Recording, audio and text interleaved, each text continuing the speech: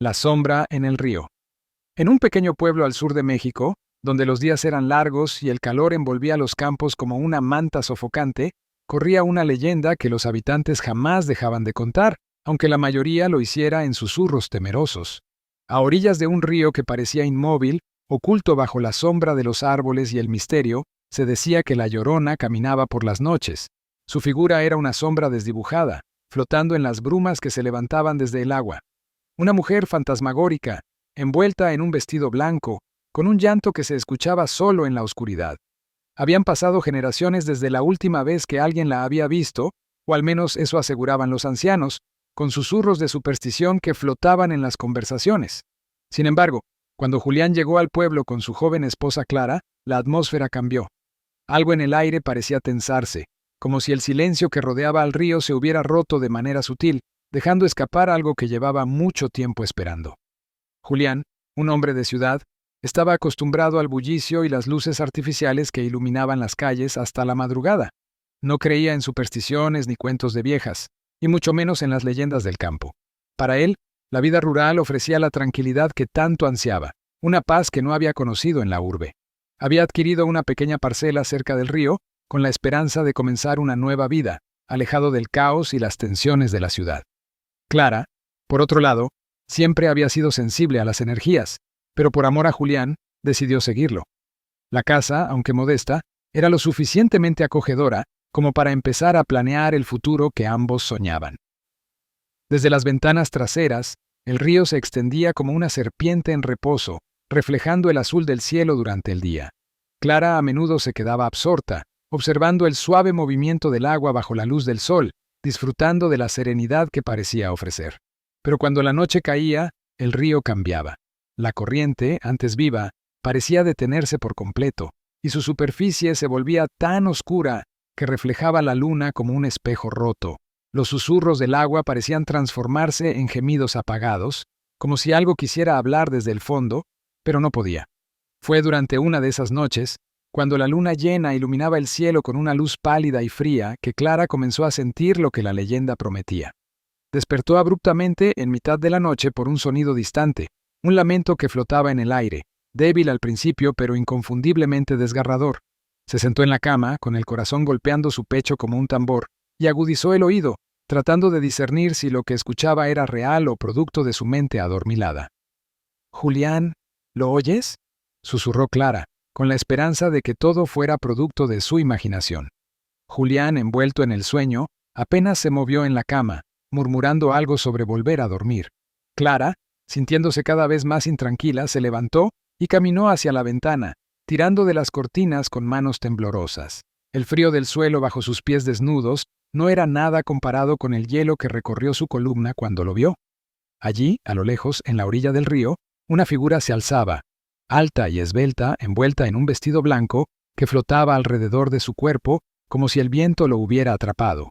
Su cabello largo y oscuro colgaba como un velo de sombra, y aunque Clara no podía ver sus ojos, podía sentir su mirada perforándola a través de la oscuridad.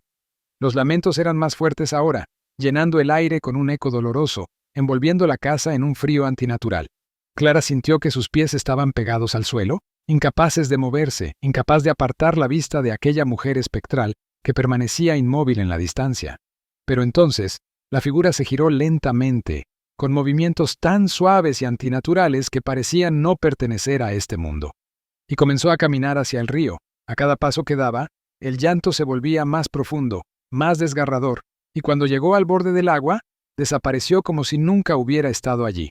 La noche siguiente, Clara decidió contarle a Julián lo que había visto.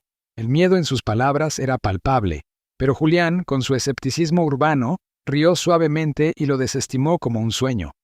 «Una alucinación causada por el cansancio», le dijo. Sin embargo, Clara sabía en lo más profundo de su ser que no había sido un sueño. Desde esa noche, algo en el aire había cambiado. Cada vez que se acercaba el anochecer, el río parecía llamarla con susurros invisibles, como si algo estuviera esperando por ella. Durante las noches siguientes, los lamentos se volvieron más persistentes. Julián, aunque reticente, finalmente aceptó que algo extraño ocurría, aunque se resistía a creer en fantasmas o leyendas.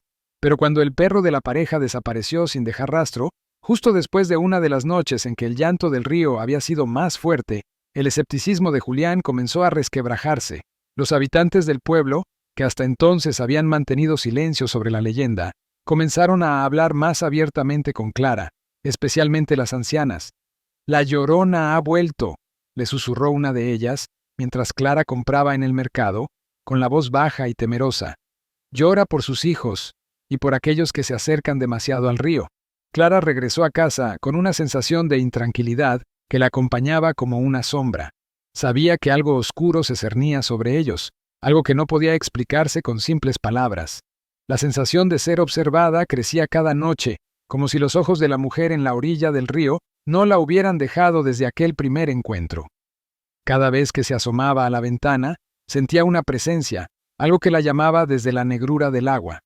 Julián se mantenía ocupado con los trabajos del campo, pero Clara ya no podía escapar de la sensación de que algo inevitable se aproximaba.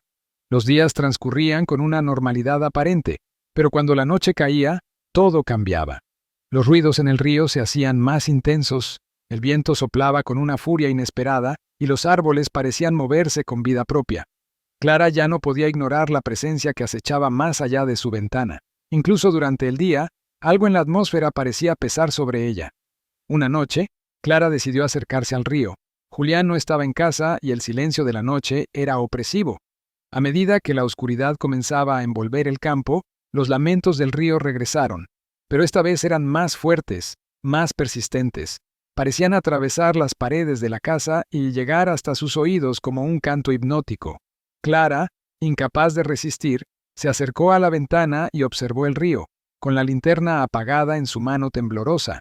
La figura estaba allí, en la orilla, mucho más cerca, y esta vez su llanto era tan fuerte que Clara sintió sus propios ojos llenarse de lágrimas, como si compartiera el dolor insondable de la mujer espectral. Avanzó hacia la puerta, con el corazón latiendo furiosamente, sintiendo que algo la llamaba desde el agua.